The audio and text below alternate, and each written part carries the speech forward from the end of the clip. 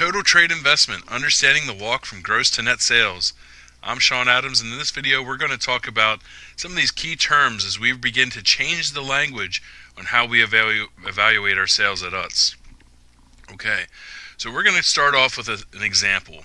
This screen probably looks familiar to you. This is a what-if scenario out of T-Pro. And in this scenario, for the past 8 years at a small grocery account, we have run a $1.99 promotion 4 times a year for 2 weeks at a time. And each year, traditionally, the most volume is done at the 4th of July. So I thought, let's take an actual example, look at this what-if scenario, walk you through the old way of looking at the profitability of this scenario, and then taking a look at the profitability using gross sales and all these metrics that we've been talking about here in the last few weeks. So here we go. We're looking at the 9.5 ounce PC, July 4th weekend, or July 4th, $1.99 retail. And this individual has put in it's a 2-week promotion for $1.99 retail. He's getting a lift of 2.7 times over his weekly base of 5,129 units. Then we see down in the trade sales conditions, we see some, our list price of $3.13. We also have our base allowance and OI here, which we'll be talking certainly more about.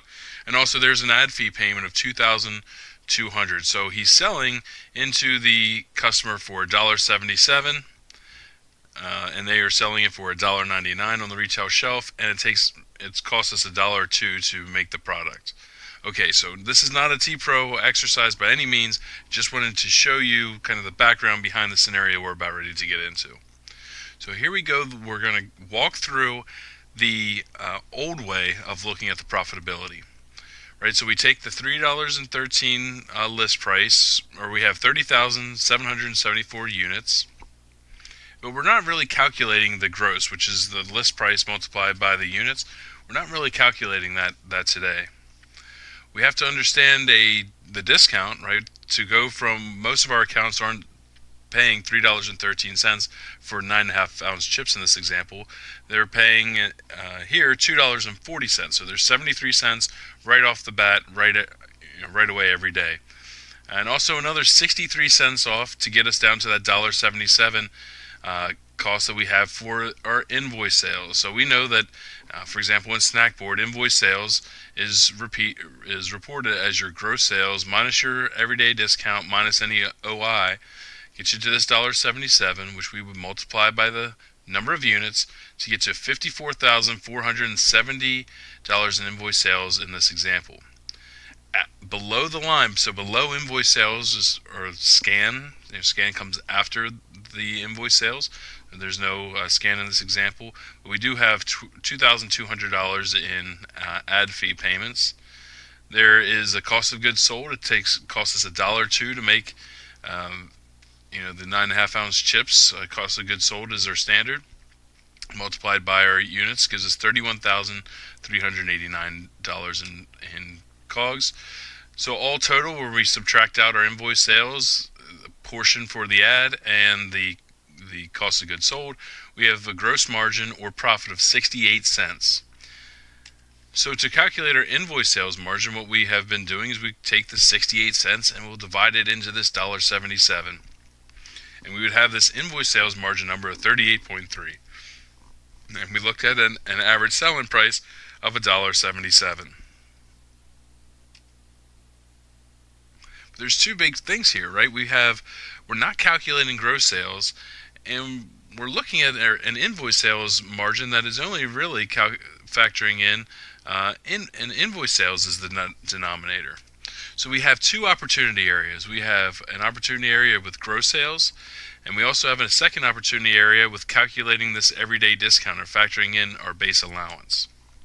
So we'll start off first with gross sales. It's simply gross sales equals list price multiplied by units. Gross sales equals list price multiplied by units. So our total here is $3.13 multiplied by 30,774 units equals a total gross sales of 96,323. So why gross sales? Well, one, it provides us a consistent metric. we don't have inconsistencies where we're coming back to a different invoice sales number. Across the board, anyone that applies to the price list will have a $3.13 list price for 9.5 ounce in that example. So it provides this vehicle to account for all spending. We can capture all the way from 313 all the way down to we were putting money into the bank, where every penny is going. So the second thing is base allowance. And so base allowance is really just that trade spend that subsidizes our list price to an everyday discount. In the example above, we had the 313, but they're paying 240 every day. So 313 minus 240, the cost to the retailer, is a 73 cents everyday discount. So regardless of if they're on promotion or not, there's $22,465 attributed to selling 30,774 units. So base allowance is interesting. There's some facts about it here that I wanted to share with you. Number one, it is the largest portion of Utz's trade investment. So here's a nice pie chart where we really look at the total trade investment that we have here at Utz, and take a look at this, 61% over here, OI base allowance, which is just subsidizing our list price. 61% of our total trade dollars are spent on subsidizing our list price. Another 22% is when we dive deeper, right? When we go down from that $2.40 cost and need to get down to $1.77 or whatever it may be. That is what we refer to as OI deal. Co-op is 5% of our spend. This is your ad fees and golf outings and all those things that need to be accounted for, but they cost money, and that's 5% of our overall trade. 5% on scan. AR COGS, so accounts receivable issues, go into a 1% here. Slotting for new space is 2%, and we have 4% of our total trade spend in rebates. So everything adds up to 100%, but a huge portion of 61 and 22% is on off invoice. But we're really not capturing that today. You really can't go into Snackboard or go into any reports that I've been able to find and take a look at your trade spend, including your base allowance or your subsidized list price. But it will become more visible because we need to understand this total investment that we're making with the customers. And we're not just for reduced price, but also to get better quality merchandising. So transitioning to the new metrics that we're going to requires an understanding of the walk from gross to net sales.